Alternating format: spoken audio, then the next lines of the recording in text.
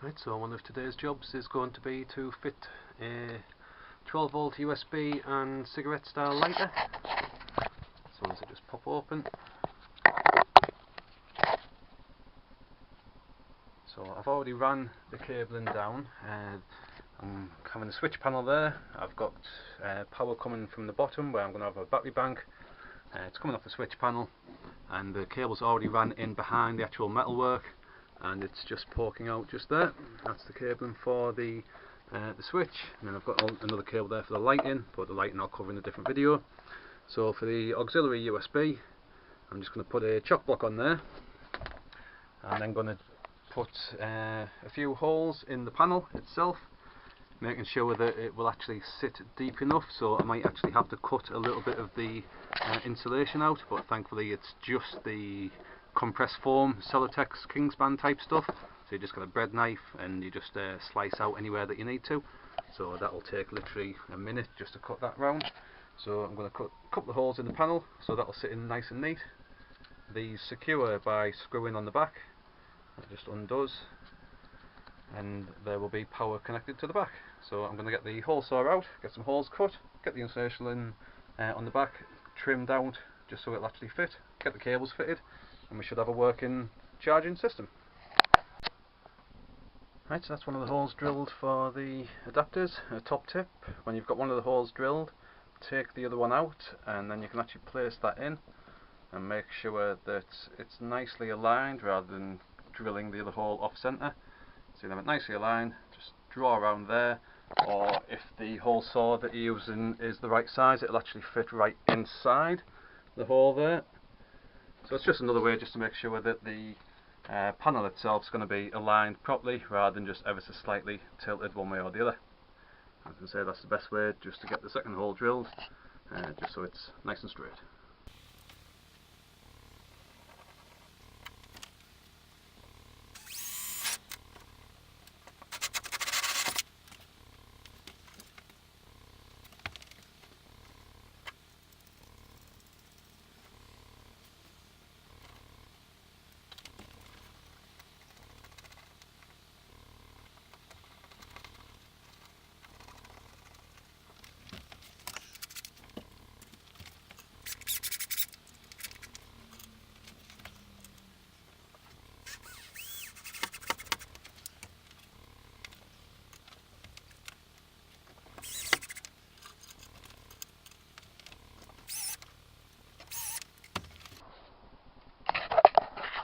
There you go, there's one fitted panel.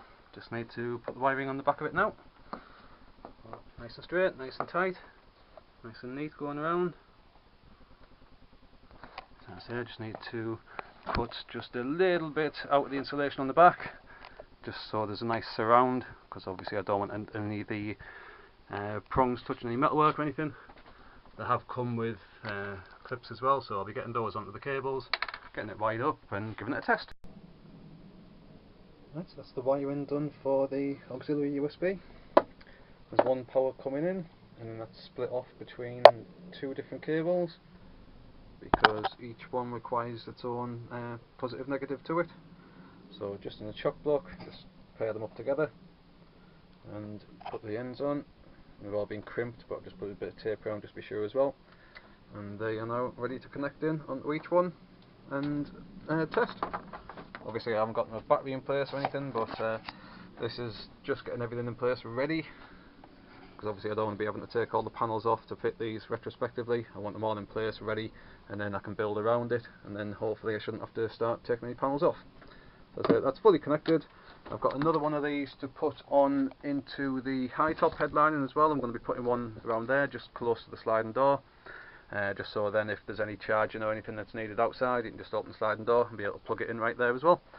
I've ran the cabling all the way along under the headlining and down, and then there's a splitter going off, so I've got one for that way and then one going off for there, and then the cable comes down to where I've got a switch panel there, and that's going to be powered from the battery. So I'm going to get the other one fitted on that headlining. I might bring a test battery in just to be sure that it's all working fine.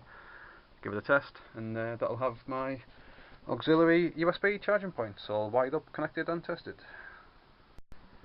So that's all the connectors connected up for the auxiliary USB. As I say, it's all powered, split off. So this panel's ready to go back on now. I've cut the hole out for the insulation as well, and I've made sure it fits fine. So I'll be able to tuck the cable into there, and then the sockets literally will fit nicely into the hole once the panel's lined up and ready to go in. So yeah, just one more to do on the headline inside now, but that's looking quite nice, that one. I just need to get the panel on and then it's all sorted. Right, so that's the auxiliary and USB install fully completed. I just showed you how I've wired this one in all the way on the back of the panelling. I was also going to fit another one on this side of the headline in, but instead I've decided to put one just next to where the overhead locker is, and then that means that if I do want to charge any items while I'm away from the van, I can just plug them in, put the items inside the overhead locker, shut that up, and it means that although there would still be a cable trailing across to there, it means I'm not leaving any devices lying around on plain view for anybody just to come along and spy and think they'll have it for themselves. Obviously generally I don't leave stuff in the van anyway, but it's just in case more than anything else. So at the moment it's all fed from the switch, the auxiliary USB switch on the switch panel. So under the bed I've got a marine grade fuse box. From there I've got an individual power line going up to feed the switch for the auxiliary. That's running on, I think I've put a 7.5 amp fuse in that one. I've put a slightly higher fuse in there because of the cigarette charger light there. I generally do run a laptop, and as you can see there's a laptop all fired up, and that's getting charged off a 12 volt Maplin charger. It's like a universal charger that runs off 12 volt and it'll step up the voltage. As you can see there's the rough amperages that it can actually step up to, and as you can see some of them do step up to 6 amp just for the laptop itself. I think the one I'm running here is around about the 4.5 amp version. But you have to think, if you've got that running, and you might also be charging an iPhone, an iPad, maybe a power bank, anything like that, you could easily be exceeding 5 amp straight away like that, potentially getting close to 7, maybe even 10 amp. So you do need to bear in mind exactly what you're going to be charging using the cigarette style chargers and the USB chargers, in regards to what sort of fuse you do want to put onto the wiring. But yeah, that is pretty much how I've fitted my USB auxiliary charging points.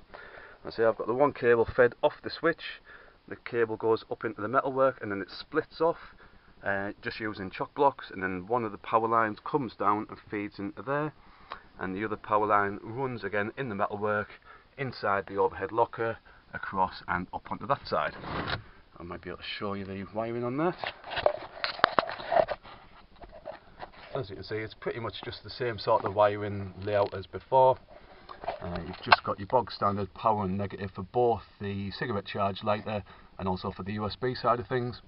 So it's pretty much exactly the same wiring as I showed you on the back of that unit. And I say to get power to the unit, I've just got one cable running off the switch that's split, and one's running down that side and one's running across to that one. So there you go, that's how I've installed my USB auxiliary charging units. I've got 2 in the van just to cover all angles, and yeah, there you go. I hope you found the video useful, and if you do, by all means feel free to have a look at my channel. I'm converting this entire high top and I'm documenting all the conversion on there. So there's loads of other useful videos on my channel as well. So feel free to have a look at that. I've got videos like how to install the downlights, the spotlights, the LED downlights. I'll soon have the 3-way fridge install video on there, all the carpeting, all that's on the channel as well. So I hope you found the video useful. If you did, feel free to do all the usual YouTube stuff, rate the video, like, comment, share, subscribe, because there will be more videos to come on this conversion as well. And yeah, I hope you found the video useful. Thanks for watching. Cheers.